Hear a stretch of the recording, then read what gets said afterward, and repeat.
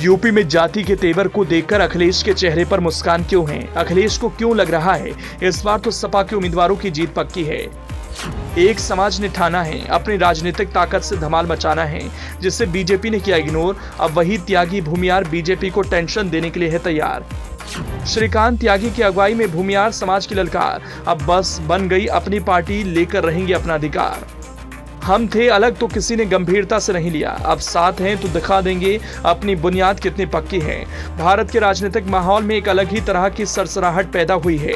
घर्षण हुआ तो चिंगारी निकली और अब आग की तरह देश में फैल रही है। बस सियासत को एक ही बात कह रही है, भाई हम भी हैं। अब तक एहसास नहीं था, अब खुद पर यकीन हुआ। विश्वास विश्वास के साथ कह रहा, विश्वास पर विश्वास कर लिया तो सियासत के मंच पर जो दिग्गज मठाधीशों की तरह बैठे हैं, उनके विश्वास को हम हिला देने में कामयाब हो जाएंगे। हम बताने में कामयाब होंगे राजनीति की कश्ती में अपनी भी हस्ती है। डोंट अंडरएस्टिमेट पावर ऑफ त्यागी भूमियार।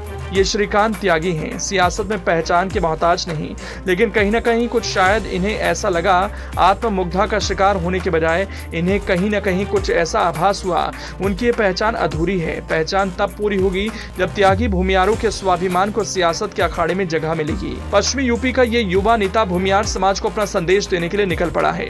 भूमियार समाज के राजनीतिक अस्तित्व को आकार देने के लिए श्रीकांत त्यागी ने एक नई पार्टी बनाई है। उस पार्टी का नाम है राष्ट्रवादी नवनिर्माण दल। हालांकि पहले इस पार्टी का नाम श्रीकांत त्यागी ने कुछ और रखा था, पता नहीं क्यों चुनाव आयोग ने उसे स्वीकार नहीं किया। राष्ट्रवादी नवनिर्माण दल का पहले नाम राष्ट्रवादी जनसत्ता दल रखा गया था, लेकिन चुनाव ने इस पर आपत्ति दर्ज कर दी। नाम परिवर्तन करने के लिए कहा गया, जबकि राष्ट्रवादी जनसत्ता दल समस्त देश में किसी भी पार्टी का नाम नहीं था। खैर, अब श्रीकांत त्यागी की पार्टी राष्ट्रवादी नवनिर्माण दल हो गया। श्रीकांत त्यागी का दावा है उनकी पार्टी के नाम का परिवर्तन कराने का मकसद यही कि जिससे हम लोग चुनाव में ना जा सके और अपने प्रत्याशी चुनाव में ना उतार सकें। भूमियारों की ताकत का एहसास बीजेपी को शायद हो चुका है, लेकिन पश्चिमी यूपी में अभी जो साइलेंट हवा बह रही है, तूफान आने की आहट संकेत दे रही है, उसका एहसास शायद नहीं है। इस बार की चुनावी लड़ाई में बीजेपी का यह मिथक शायद टूटेगा कि भूमियार समाज उनके तखत के पास जमीन पर पंजों के बल बैठा है, उसने हाथ जोड़ रखे हैं, या कहें कि भाजपा की दरी बिछाकर मंच तैयार कर रहा है।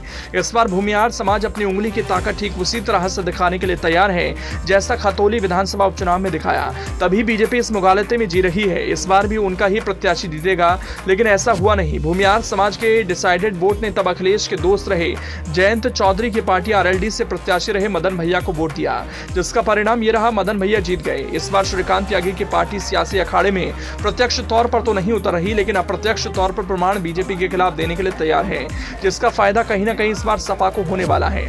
आपको बता दें कि त्यागी भूमियार समाज देश भर में 14 उपनामों से जाना जाता है। त्यागी भूमियार, गालव, मोहियाल, चितपावन, अयंगर, अय्यर, हेगड़े, नियोगी, दास, मिश्र, अनाविल, कारवे, नंबूदरीपाद, ये सब भूमियार हैं। उत्तर प्रदेश में 1,35,00,000 की संख्या। बिहार, मध्य प्रदेश, राजस्थान, हरियाणा, पंजाब, उत्तराखंड, दिल्ली, पश्चिम बंगाल, जम्मू कश्मीर, गुजरात, महाराष्ट्र, तमिलनाडु और कर्नाटक में भूमियार इन राज्यों में मूल आबादी का 6% है। लेकिन इसके बावजूद ये समाज राजनीतिक क्षेत्र में पिछड़ा है। इस समाज को ऐसा लगता है इनकी आवाज अब तक किसी पार्टी ने नहीं उठाई, लेकिन इनकी आवाज राष्ट्रवादी नवनिर्माण दल बनेगा। शायद इसकी शुरुआत हो चुकी है। यूपी में कई लोकसभा सीटों पर इनकी आवाज पहुंच रही है। ये बीजेपी के लिए जहां खतरे की घंटी है, वहीं इससे अखिलेश के विश्वास को मजबूती मिल रही है।